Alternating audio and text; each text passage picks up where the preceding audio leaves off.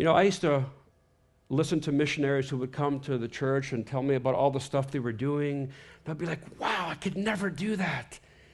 These guys are going into the jungle to preach the gospel. They're living in these incredible conditions. I could never do that. And I remember saying, I could never be a missionary. I could never do that. Man, if you want to do something, tell God you're never going to do it. Right? God, I never want $1 million. Right? How many times? I said, I'll never pastor again. Oh, really? Here's a church for you. Oh. Right? I'll never. And I remember saying, man, I could never do that. I could never leave the standard of living that we have back in Canada or here in the U.S. I could never leave that to go and do it. And guess what? We're working in Africa. Not the nice part of Africa. East Africa, which is much more developed and advanced and kind of caught up with the times. God called us to one of the most difficult places, I believe, in the world. In fact, to the poorest country, the UN has rated right now, Liberia is listed as the poorest country in the world. People are living off of $1.25 a day. The average salary is between $40 and $50 a month. So $500 a year. Imagine the pastor who's coming with me to Israel next week. Imagine his delight, being able to do something he knows he could never afford. So why am I talking about this? Well, I decided to talk about the Feast of Pentecost because it was about living out what you believe, living out what you hear God saying to do. So let me share a little bit with you this evening. And again, I'm just going to share it with you, and I'm going to leave it with you. If you say, yeah, we believe in this, we want to do something great. If not, man, I hope you enjoy the presentation, that you're encouraged about what God is doing in Liberia. Now, first of all, Liberia is not Libya. People always confuse the two. I'll show you a map in just a few moments, okay? So let me just talk to you a little bit about not missing the moment that God speaks to you. We all have times where we look back in our life, and could you right now, by raising your hand without saying it, do you believe at one point in your life God spoke something to you? And you acted on it? Okay, could you also say, you know there was a moment where God spoke to you and you didn't act on it? Right? Call this person, go here, and you don't, and then something happens and you wish you would have. We all have those moments where we know that in that moment, everything changed. I'll never forget my moment. The moment when I said yes to Jesus as a 17-year-old kid from an immigrant family from Portugal, living in Toronto in the mid-'80s, 17 years old, living a life that was just typical of a 17-year-old kid who didn't have a church background. And I remember one of the first times I heard the gospel. It came through a means that many of you may not understand or even like, but it's what God used. Do you believe that God can use anything? Yeah? I grew up listening to, you ready? Like, I know I don't look it, but I grew up listening to like really heavy metal music. I know you can't tell today because I don't have the hair for it, but I was like, the harder it came and the darker it was, the more I enjoyed it. The more it talked about Satanism, the more I was into it. I was really in a dark place. Then I remember my friends told me, saying, listen, man, there's like a Christian rock band you should listen to. They're just as good as all those other bands. And at that time, God bless her, Amy Grant was the queen of Christian music. And coming from Ozzy Osbourne, Amy just wasn't cutting it for me. You know, God bless her. We've met her. She's sweet, but it just wasn't doing it, you know. And these guys said to me, oh, there's this Christian rock band, and they're called Striper. Anybody remember that name, Striper, right? Way back in the day. And I was watching MTV, and they had something called the Power Hour. Not the Christian show that you're thinking of. It was 1 hour of heavy, dark music, and I loved it. And this is before VCRs and TiVos and all that stuff. If you missed it, you missed it. There was no repeat. So you would move heaven and hell to be able to get home to watch your show at 4 o'clock on a Thursday. And I would just wait for the evil, man, to fill my room. And I was so into it, the darkness and everything. And the DJ said, today we have a special treat for you. We have a Christian rock band. I said, what? And then this Bible verse comes on the screen, Isaiah 53:5. By his stripes we are healed. And then the Striper logo came out. I didn't even know it was a Bible verse. And they played a song from this album. Oh, by the way, that picture on the right is so bad. One of these things is not like the other.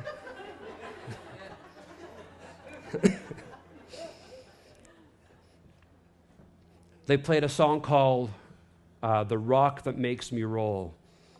You can have his power in your soul. Don't need drugs to have a good time. Let God be the rock that makes you roll. And as a 17-year-old kid, that spoke to me. And in that moment, I said yes to the God that they served. And his name was Jesus. And in that moment, my life changed. And that picture on the right exists because now, here I am, almost 40 years later, or 30 years later, I travel with them as their pastor.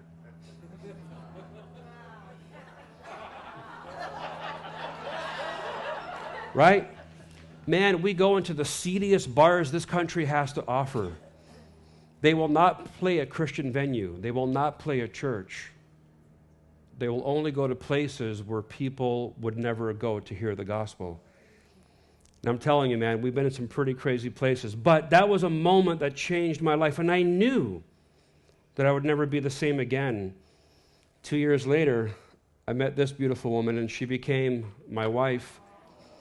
Yeah, we just celebrated our 29th anniversary, if you can believe that. Clap for her.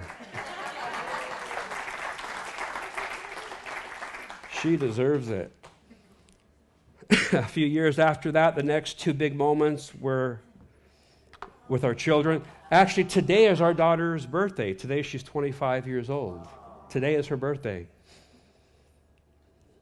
And that was her wedding just over 3 years ago. And then 2 years after that, on the 25th, we had our son Daniel. And he's serving now, working with at-risk youth in Eastern Canada in some really bad conditions. And that's him with me in Liberia. But when we had those kids, and you know that when you have kids, they change your life. Your life will never be the same once you have kids. Your sleep will never be the same. But these are moments that change you. And I remember the next moment. It was November 2002. That's me with hair. Oh, God. Yeah, wow. And look at my state-of-the-art video camera. Oh, my goodness. Anyways, that moment when I was coming out of the empty tomb of Jesus, and you have to step up to get out, and you kind of grab onto the stone, and you're like, wow, I wonder if this is the door he came out from. And that was a moment that changed my life. I knew in that moment I would never be the same again. That from there I would begin traveling around the world, that I would write books, that I would be here telling you about what I'm doing. I never knew how much that one little moment would change my life.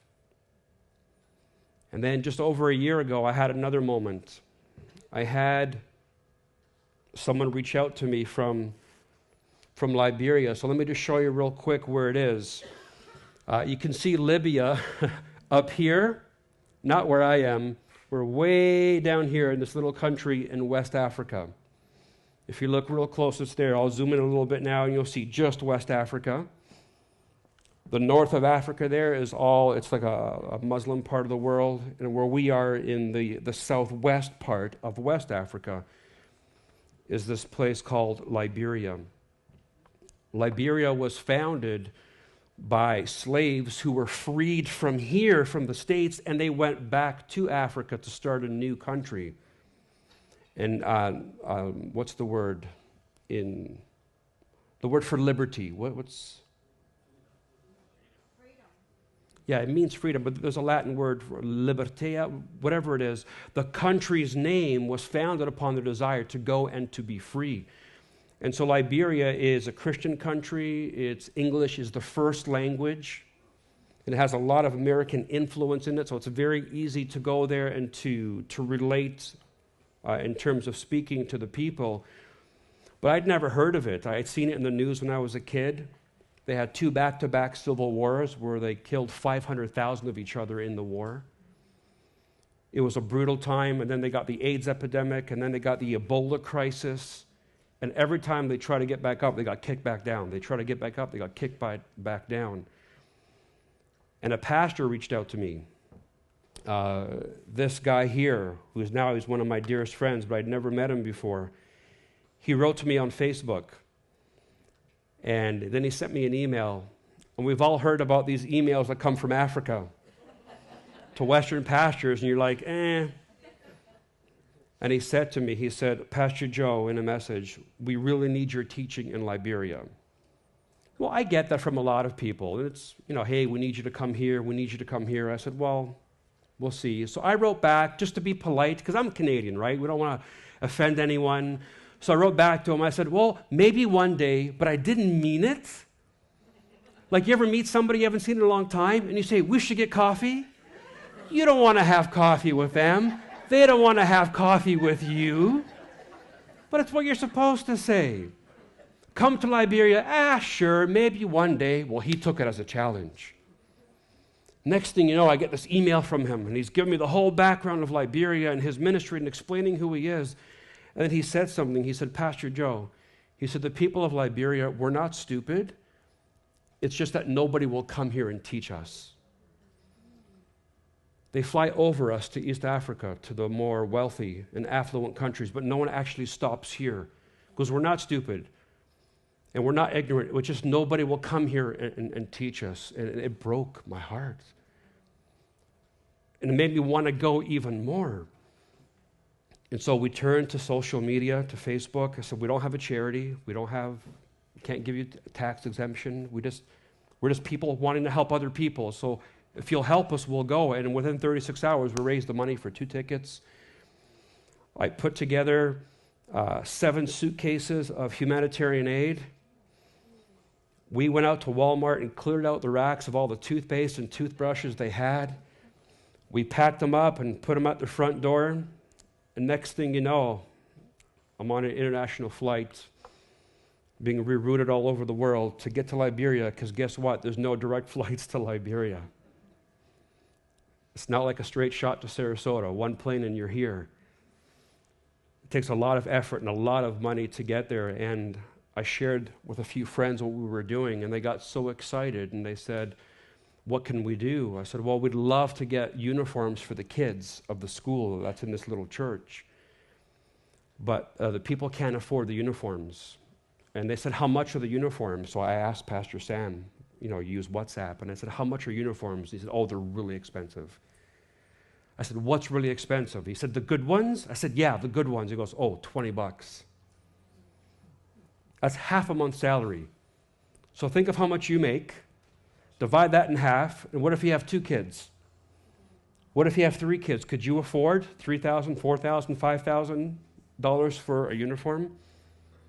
Well, our dear friends decided to buy 150 uniforms for the entire school. And they said, do they need shoes? I said, I'm sure they do. 150 pair of shoes.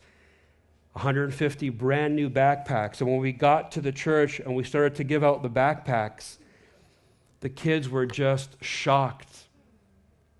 Because Liberians, I've learned now, they say to us, we're so used to being disappointed, it's actually in our DNA. Everybody promises, overpromises, and always underdelivers. So even if our own pastor says he knows a pastor in the West, usually if the pastor does send the money, the pastor takes the money for himself and hikes off. Let alone the pastor send the money. He said, but you sent the money. The pastor actually gave us the money, and now we have the uniforms on our backs and the backpacks in our hands. We have to have a special meeting with the parents saying, don't sell the backpacks. We know it's a month's wages, but don't sell it. Invest in your kids. They're the future. And so we lined up all the kids, and we took a picture with, that's not all of them, but these are my kids. These are our kids, and they're the reason why I get up in the morning and why I can't sleep at night. And the one kid that I can't get out of my mind is this little boy, Mitchell. And when you look at him, he's just another African kid, right? Classic clothing, two complete different styles, right? Just whatever you find that fits, girl or boy, it doesn't matter. You just put it on you. It's better than being naked. And I found out later that Mitchell he was born deaf and mute. He's nonverbal, and he can't communicate at all. He's never displayed any ability to communicate. I don't know why, but I took to him, and he to me. If the kids messed with him, they knew they had to deal with Pastor Joe. And he kind of got to know that after a while. So he would stand by my side, all cocky, like you can't touch me.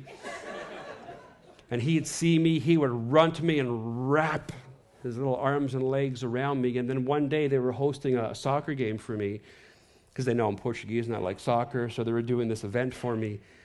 And then Mitchell came over, all excited, like calling to me. I was like, why?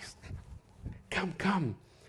And he had never displayed any ability to write or to read or to do any kind of communication.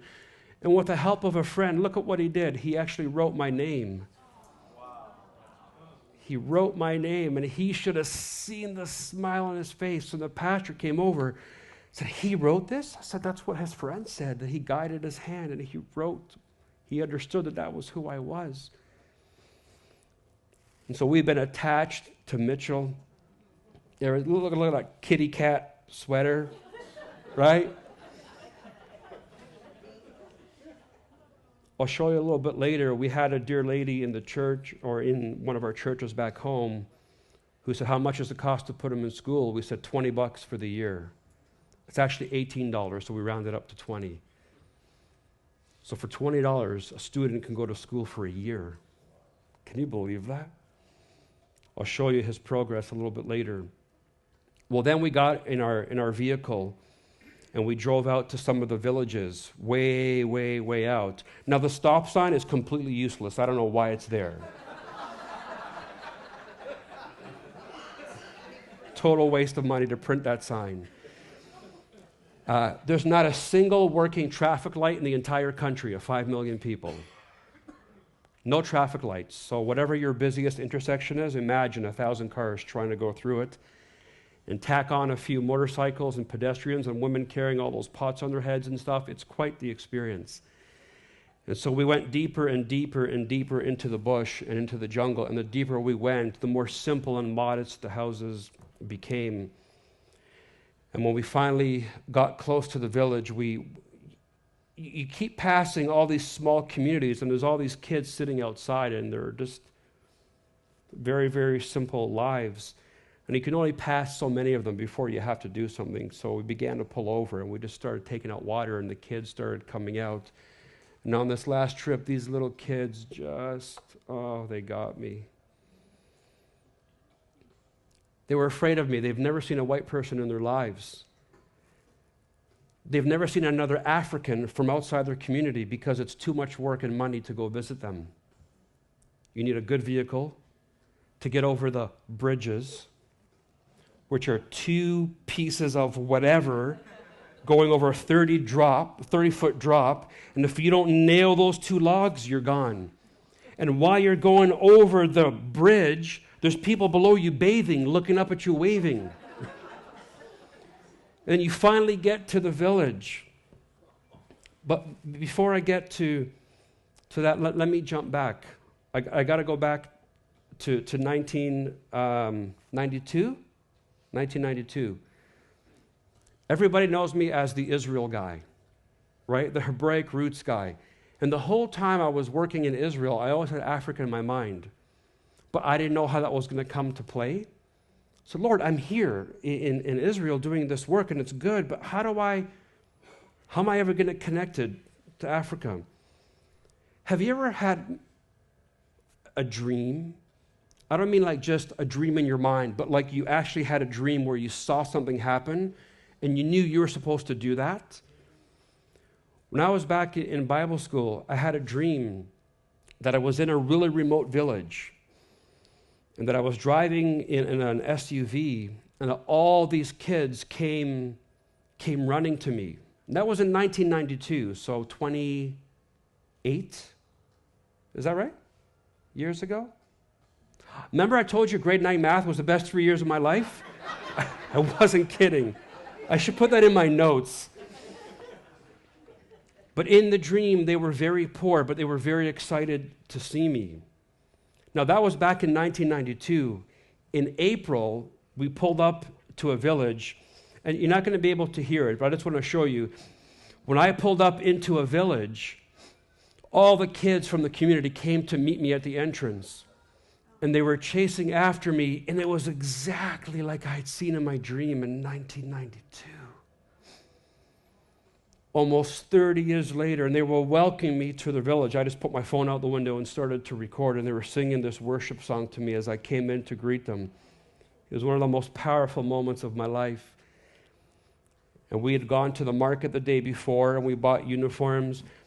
And look at that little boy's face, the guy in the red shirt. They were afraid of me.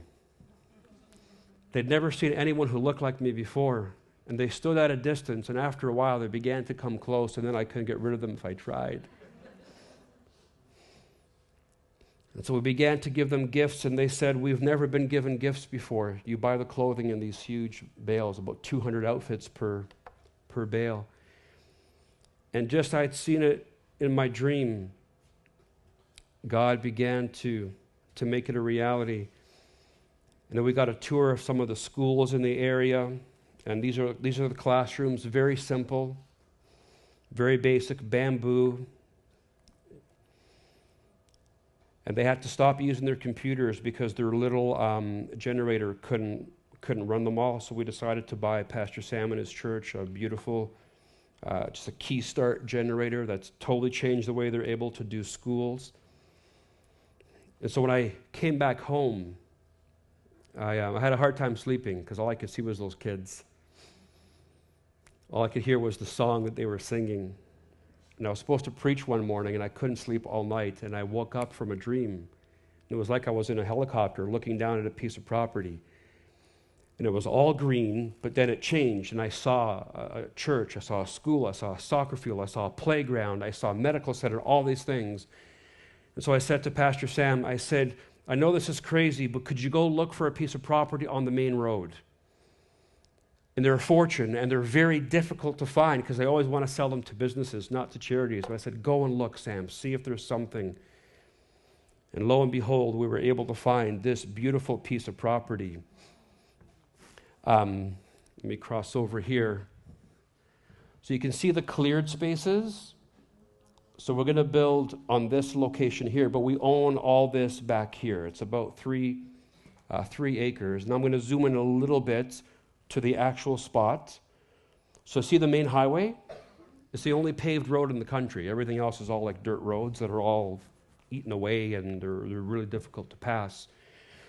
And so now we're looking at the road this way. Now we're going to reverse it so you can look back at the property.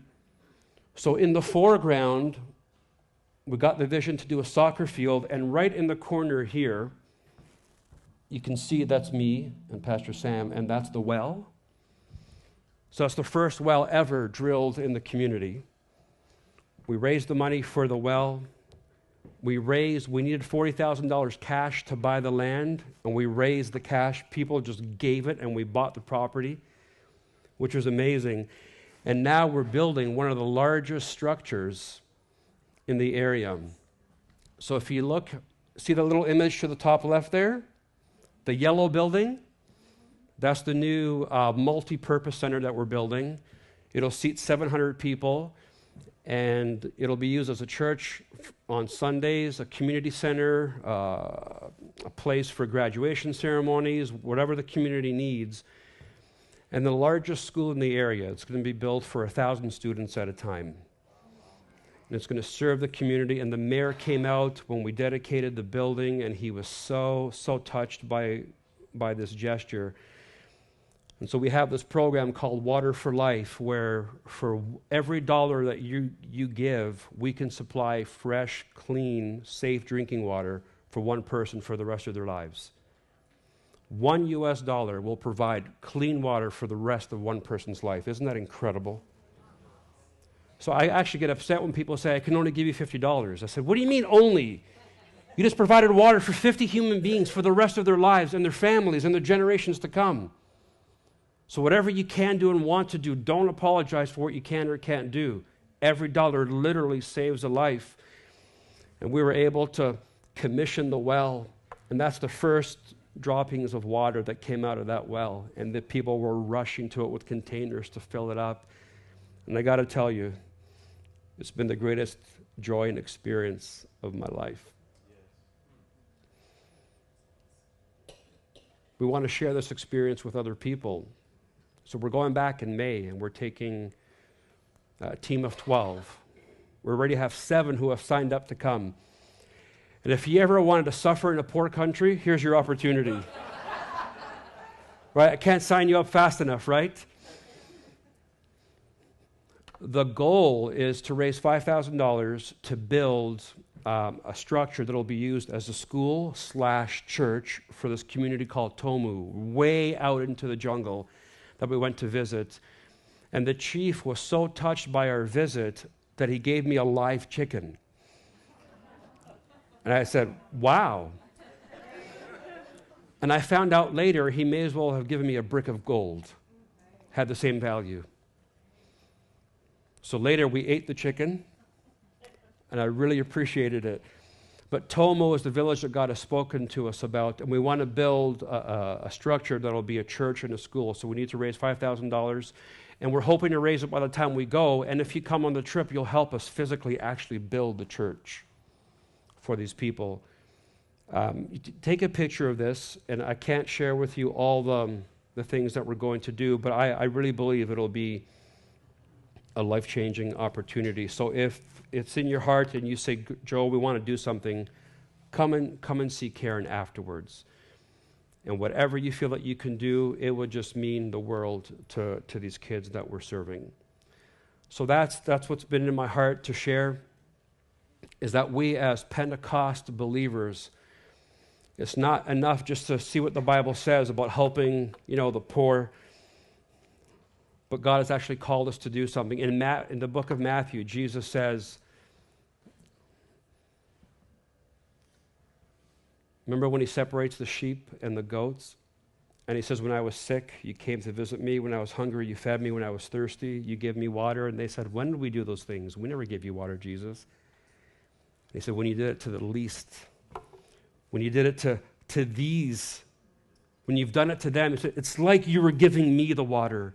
When you gave them clothes, it was like you were giving me clothes. And I love that as Christians, that as Pentecost-believing Christians, we get to actually act out what we believe. Amen? Amen. So that's the presentation. I just want to leave that with you, and whatever God does, he does. I want to thank you for braving this cooler evening to come out and hear what God has laid in my heart. And I hope that you've learned something. I hope you've been stirred to not miss the moment. When God speaks to you, we had no idea how much our lives would change. So don't miss the moment. If you feel he's tugging at your heart, if you feel he's pushing you to do something, act on it. I can guarantee you it will change your life. Amen? Amen. Pastor Steve, why don't you come? Thank you, guys.